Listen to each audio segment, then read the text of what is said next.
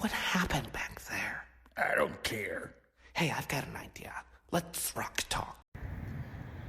Alright, here we are. We're getting ready to leave to head out to Philly. So it'll take me about an hour to get down there. Magicus is not a morning person, but it's okay. I'm not playing any main events this weekend, so I can get there slightly later than I normally do. I'll still be there around 9 o'clock.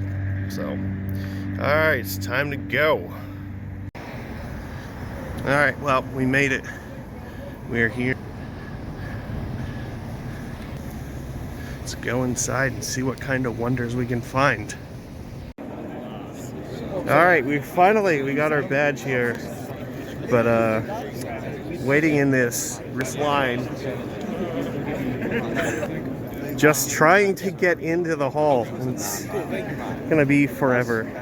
What's really weird though, I thought it was weird that they scanned security at the beginning, but you have to walk like through the hall to get over to where you get the badge, and then you're walking back the direction you just came to like go into the thing. So I don't get what's going on with that, but we are fighting here, so we will be in MagicCon soon. Alright, we're finally in.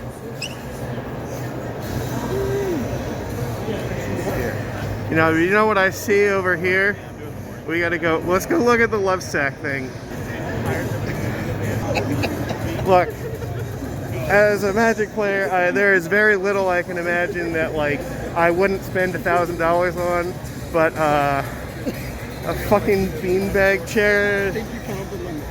Yeah, I think that's probably it. There you go. No, we're fine. This is really the best they could do. Oh my god.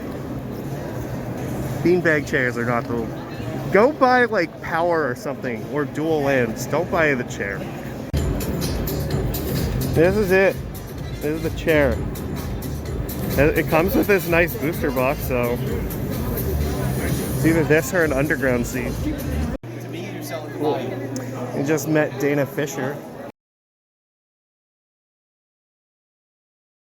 That was pretty fun, but I'm going to pick up my stuff now, so got a nice little back and forth look.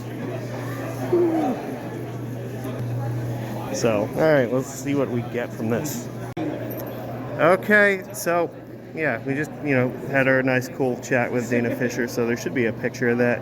And then I went in here to pick up my stuff for my badge, so let's see what we got. Got this nice arcane signet. They gave us this bag, and in this bag, I believe, here we go, it comes with some magical cards. So maybe we'll open these at the end of this vlog, but we're not going to deal with this right now.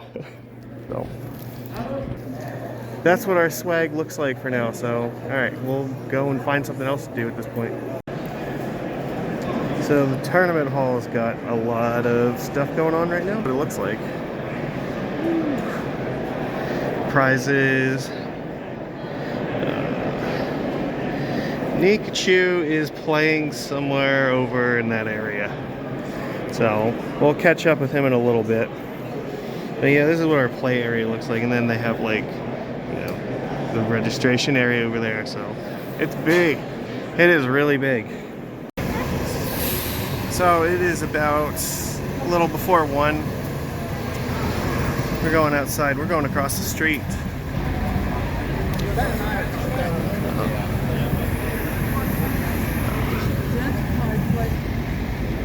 The Reading Terminal Market sells pretty much every delicious thing you could ever possibly want.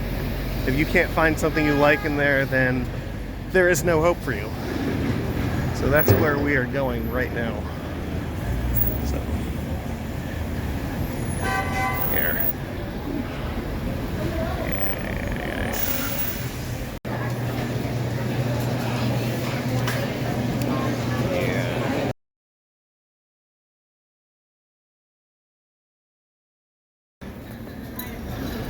Alright. We have lunch. We have lunch.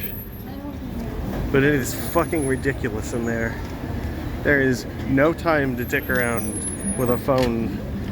There's barely room to move. So.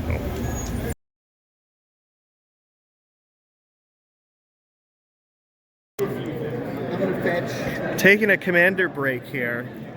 We've got Nicol Bolas versus Shieldred versus Kaikar, Wind's Fury. Yeah, there we go. So this ought to be fun. Alright, we'll see how this goes. Update time. So we got a Tezzeret here, but there is over here this Mana Drain on this Isochron Scepter. And we can see here is Strip Mine, and we're just waiting for Crucible Worlds to show up, so that ought to be fun. Okay, so the game update here. Shieldred is in play over here. However, we have a Shieldred, and there is a Shieldred over there. So, yeah, that's going to get real messy real quick. I care about most. This is a fantastic question. Which Bolas is the bigger problem right now? Dominic, you have any suggestions? He has been I'm trying to look dealing with the card board up. pretty well. So, I think we're doing all right. So, call it. There you go. Are you ready for this? The board is now very empty because of this nice damnation. And the graveyard shenanigans did not work as a spell bomb. However, Bolas died to Red Elemental Blast. Right, you no longer have to worry about Venom Blossom. But we still got Bolas number 2. So we are victorious. It was like 20 cards. So the Locust Guide came out just in time to give us a flyer. We managed to kill him in the air, and then minus this Bolas to kill him. Bolas is once again victorious. I'm a little bit. We all have a lot of problems. The Citadel belongs in Bolas's clutches, and so it shall be. Activate that again to discard a certain comrade. Alright, did a little bit of shopping. We picked up some goodies, so let's take a look at what they are. There we go. Spirit stuff. 2 Wanderers I'm missing. We got this Odawara. This card has been ridiculously popular today. And then this is for my Lotus collection, which is a really cool. It's a Dual Masters Black Lotus. So there's actually a bunch of Magic cards that were crossed over into this series. I know there's like an Emrakul, there's like a Jace, a Bolas, and then, you know, I'm getting the Black Lotus to put into my Lotus collection, so that should be fun. So we got some swag now. I think I'm going to go check and see how Nigachu's doing. He's been playing for quite a while, so see you then. Alright, got our $6 bottle of tea. I don't know if they're actually selling it, but they have it in stock on the shelf that there are alcoholic beverages in there, so maybe they're selling alcohol at MagicCon. It at least exists here, but I don't know if it's for sale or not, or if they just card you or what.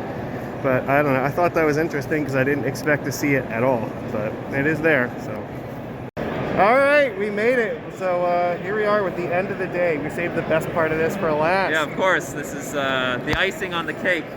So you just finished your last match, and so that puts you at what record now? I'm 5-2. That's the last round. I'm gonna get some prizes. I don't know where I'm gonna be on the standings. Gotta hope for good tiebreakers there. Yeah, thank you much. The impression.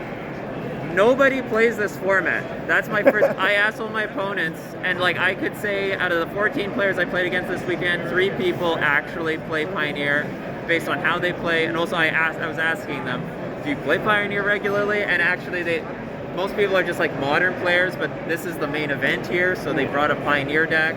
They have some idea what's going on in the format, so a lot of people are they're not like super sharp like modern, where they know every possible thing that could possibly happen, and they're well prepared. There were more people playing today than yesterday, right? Yes, today's like 113, yesterday was 80. And that is pales in comparison to the sold out events, 1,000 apiece in Vegas when they were playing modern. Yeah, because they had like what was it, like over 100 like for each one of them easily, right? No, yeah, they sold out at 1,000 for at least I think 2 to 3, and then one I heard had space and nobody knew. Was it 1,000 people for like each one? Yeah.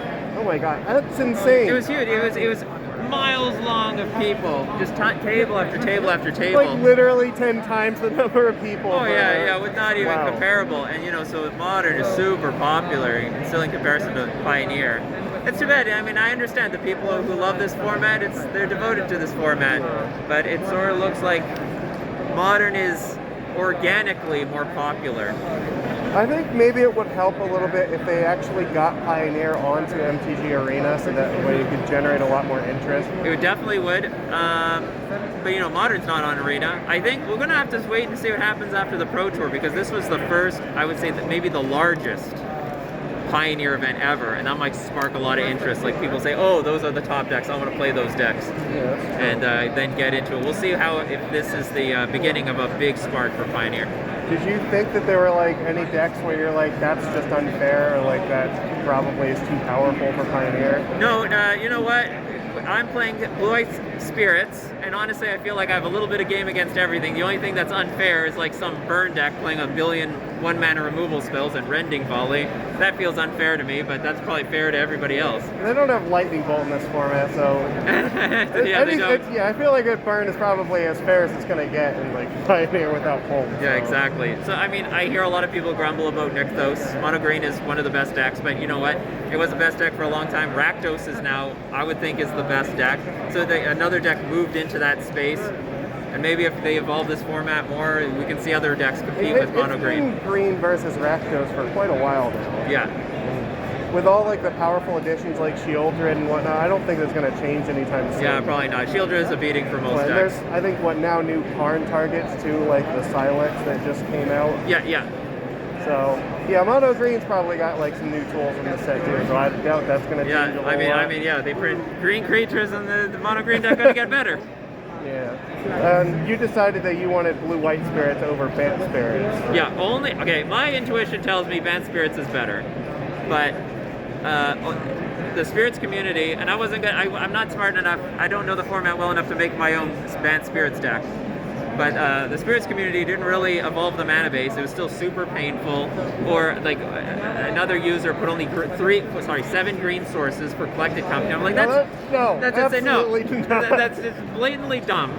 So I wasn't going to go down that road. And there was a bunch of one-ofs, and I didn't know how to sideboard, so I went with Spirit Squad MTG's deck, which it was a clean list. He made he made the semifinals of a challenge with these blue-white lists, and he goes 3-1 in not the leagues. What's the other one? Challenge, the preliminaries. Preliminaries, yeah. So he's got a good result, and the list looks clean. And I bought his sideboard guide, and it worked perfectly. I was really happy about it. Do you think like maybe once like the list now figures out its mana base with the new lands that came into it, like maybe it will be better? You know what? That's really tough to say. I really like how this deck can like brute force a lot of power and sometimes turn the corner versus other aggro decks. But I have to admit, there's a lot of decks right now where counter spells are just good. Like the Lotus Field and Mono Green, you want to like there's a boatload of counter spells, like counter spell. And truth be told, the Bant deck has a lot of game too. They still have Mausoleum Wanderer and Lofty Denial and Spell Queller. That's all good, and they can sideboard into more counter spells to even the matchup. But there are a lot of matchups where the counter spells are really, really good. So that's got the edge in like for Mono Blue and also Azorius. And the decks that would punish these Curious Obsession decks, they're less popular now. Like Is It Phoenix is less popular, Mono Red is less popular. So it looks like it looks better for that Azorius archetype. But still, I have a feeling in the long run, Bant is just better because Coco can turn the corner so much. Two cards. Especially like when there's lots of discard and you're like running on empty cards again. Collecting Company is like bar none one of the best cards to top deck like when you're running out of gas. Definitely. And you know what? My experience now with Azorius makes me realize I look at the Bant deck differently. Like I may not even have Skyclave Apparition in the main deck because it actually is a little bit clunky and maybe not even necessary. might play like Nebelgasterald, which has evasion and also has that ability to slow my opponent down and try to pick up the game afterwards. You can lean a lot more tempo heavy if you're doing a play. Yeah, I think the deck could move in that direction. I just like that 2-for-1 with Collected Company. And if we have enough painless lands, why not? Yeah. You know, if we have the Botanical Sanctum, Razorverge Thicket, Seachrome Coast, all right, that was the downside to Ben. You just shot yourself, and you did it again. Yeah, and then that's you did what it I'm again. thinking. Like now that we have stuff like Seachrome Coast that come in from the new set now, maybe the mana base gets a little better, and so maybe it picks up some points. I think it should get a lot better. But no, anyway, no one built like a painless mana base, and also the lists were just weird. Too many 1-ups for my taste. It didn't look consistent to me. Do you think that one or the other is better versus the Rakdos deck? In theory, the Bant deck should be better because of Coco, but I can't be certain about that because until you get Coco online, you're still playing this 1-for-1 game, and they can Thoughtseize the Coco from you until then.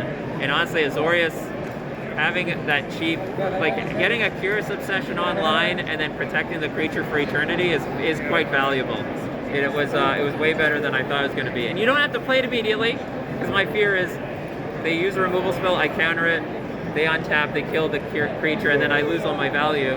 So sometimes a little patient until I have enough mana so I can deal with 2 removal spells, and this deck can do that with Geistlight Snares, Slip Out the Back, Spell Pierce, and so on. Yeah, it's kind of interesting how it's like more of a happy medium between like the mono blue that's like all in and like the obsession. Yeah. But now you also have a little bit more of the power with like the eagle to help with as an extra lord. Or, actually, the deck doesn't play the eagle. Or but is it the Watcher of the Spirits? It's another one that like sometimes the Azorius list plays. So the benefit is it is like mono blue, but it shores up the weaknesses in that like you have we've more got removal too, right? and counter spells like Spell Queller is a great counter spell in this format. Oh yeah, Spell Queller. And the Portable Hole is great. You can splash a few more Skyclave Apparition if necessary, and the Selfless Spirit was relevant for making some really good blocks or Survive versus Supreme Verdict. Yeah, so you get like a few really cool tools that you can push it in certain directions. Because Mono Blue's weakness is if they get anything in play, then you just have loads of this weird interaction that doesn't touch the board, and it's useless. Whereas like you can also then look at stuff like Skyclave and Portable Hole to like help clean up stuff on the board. Yeah, especially the early game stuff. Yeah, I saw it. I mean, I didn't like Mono Blue at all. I still don't. I think that deck just desperately needs all the right matchups, and it will crush them. It will. But if you don't get that right matchup, you're going to get wiped out. I really believe that. And Azorius is a good happy medium in between, But what Mono Blue used to be, and like what Bant Spirits is, what I want out of that deck. You looking forward to playing more Merfolk now that like Pioneer is like finally over for a while? Yes. Okay. So now that Pioneer's over, there's no big Pioneer tournament. I don't know how far I'll delve into this, but I want to play some Legacy Merfolk. I always thought, you know me, I don't like True Name Nemesis and Legacy. I've hated that card for eternity. And there's two, I understand you want that unblockable creature. However, we now have Tide Shaper in the format. So we actually have Little Island Walk in Legacy, and we can replace True Name Nemesis with the Hex Catcher. So we have like 16 lords. Now I don't have to put my vial up to 3 anymore. So I'm really excited to try to test out some Legacy. Are you going to play like Rejury with it too, or? Huh? No. 16 lords. Oh, sorry, no, 12 lords. Yeah, we have. Rejury is too much. I think if you cut the True Name, you also then maybe have space for something like Harbinger or Dismember in the main deck. Maybe, yeah, I don't mind playing those that cards. That might be relevant versus some of the more fair decks, so.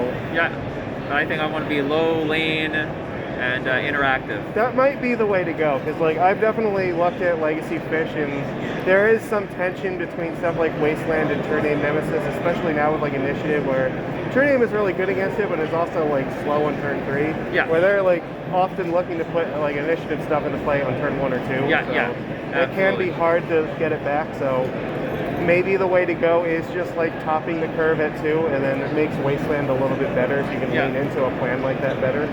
Yeah, I mean, the moment I would resolve True Name Nemesis, it was the day I resolved True Name Nemesis versus Delver through Cavern of Souls, and they still beat me, was the day I realized, okay, this card sucks. I'm done. Whereas like Harbinger's also just really great against that deck too. Yeah. Bounce the Murktide. Yeah. I mean, it's a very relevant card. land still exists in some small form. That's not as big as they used to be. So, that's good. I'm looking some forward to layer seeing legacy content. It's been a while since you've done some. It won't be big, but you know, it'll be something. It was just that I know I could never make this type of build because I'd be wasting my time from preparing for this event. But overall, went 10-4. That's not bad. That's like a deep finish in a Grand Prix. That's pretty good. So I'll take it. So, all right. Well, that was awesome. I hope that you end up in prizing for this. So that would be nice. Yeah, you're welcome. Yeah, I'll definitely be a prize. I just hope I get good prizes. We need good prizes. We need the good prizes for the fish team. Yes, that's right. All right. Well, thank you for talking with me. No problem. I'm looking forward to seeing more of your coffee and MTG streams. All right. Yes. All right. Well, it's the end of the day. You can see behind me, hall's like now emptying out. It's like 11 o'clock at night. It's over with Nikachu. He's showing some Jeskai control player how Merfolk plays. So, giving him a crash course in that. I think he's starting to pick it up. So, that was a pretty fun time. Now we're about to head out. So, yeah, this was a pretty fun day, gotta say. So. All right. Yep. So ends our day here. It's been a long day. And now we're finally heading home. We got about an hour to drive, but had a lot of fun today. So I really enjoyed it. And I hope you enjoyed coming on this little journey with me. And once we get back, we'll open up our packs, see what we got, and then we will end. So I will see you in a minute. All right, we got us our packs here. Find out what we got in them. Finish off this day. Alright. 3 draft boosters and then the mystery one.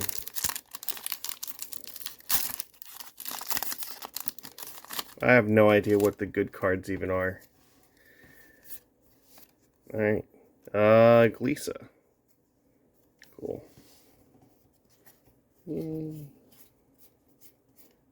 Alright.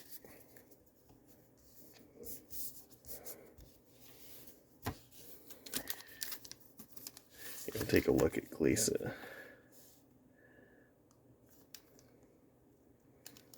Yeah, it's a pretty neat card. Seems like it's pretty good. I could see people building like commander stuff around it.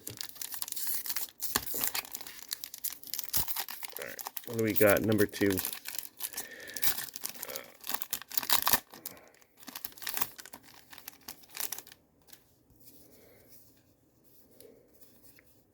Uh-oh. Oh my god. The Eternal Wanderer.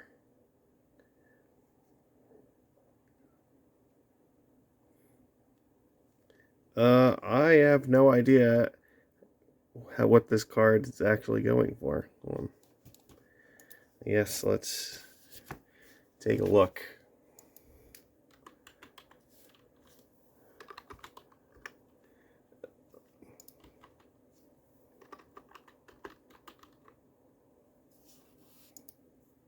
I think this is the one. This is like a $5 card. Oh, wow, that's shocking. I definitely thought it would be more than that. Alright, well, I mean, it looks really cool. So, yeah, that's neat. Alright, so that's pack number 2. Yeah, then we get all the commons and uncommons to go with it.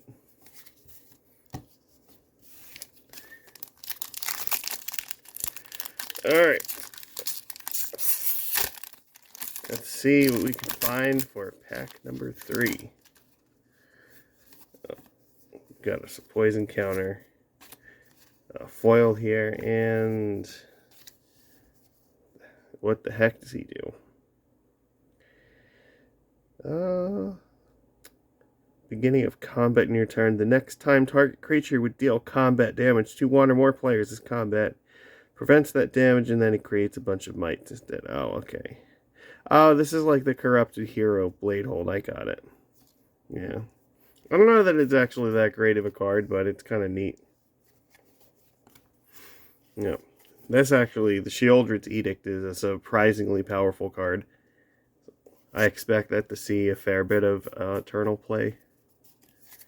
Alright, but everybody knows the real exciting thing to open is the Mystery Booster. This is the Convention Edition, which means it has playtest cards in it. So, alright. And it could also have Mana Crypt. That is a possibility. Alright. So there is our playtest card. All slivers have banding. Oh, okay, that's kind of cool.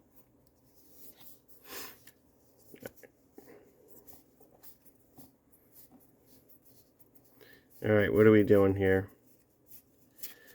Weathered Wayfarer and Mind Shatter. Okay, so we actually got 2 rares in this pack. I mean, this is a fairly solid staple for like white EDH decks, I think.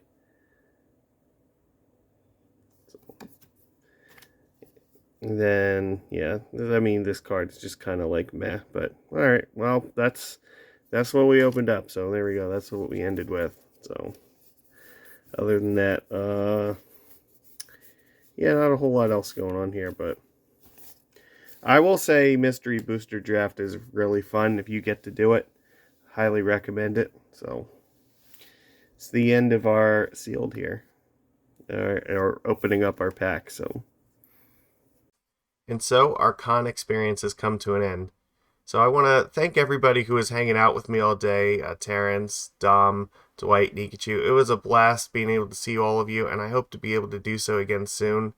For all of you watching, I hope this little slice of con life was a great and fun experience for you to watch here, and I hope to do more stuff like this in the future. So, thank you all for watching. Please give the video a thumbs up, and I will read through all your comments. Take care. I will see you again next time. Yeah, that was good rock talk.